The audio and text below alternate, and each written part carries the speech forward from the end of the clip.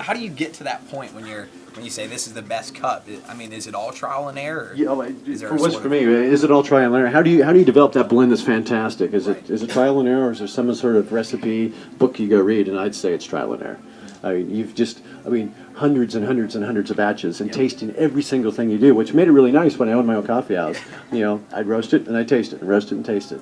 And you just start to really develop. And what I've kind of, for myself, as I discovered, it's like, I have this sense when I roast now, which is still, it's quite rare that I roast now, but when I stand behind the roaster and roast, I can feel what's going on in the drum with the beans. I feel like I'm one of the beans tumbling around. It's like, just a little bit more. It's like, no, a little less. Just easy.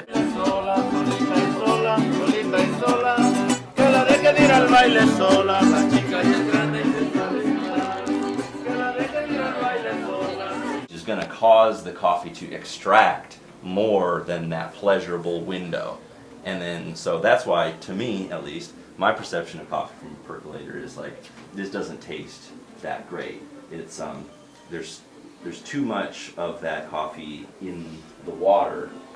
It's past that threshold that to me is pleasurable. Something like a French press. That's So has this got Larry's beans in it? yeah. Larry Beans number 17 espresso. And it's like 120 degrees or something. That makes sure that it burns really clean and it won't gunk up the engine. And you can go for forever. So that's what we did. And this sucker runs off the Ventura.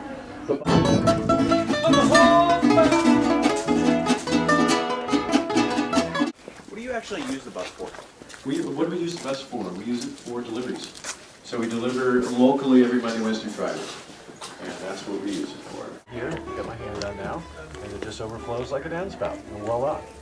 This sucker holds 640 gallons, I think. You want to size your cistern to last for about 2 months.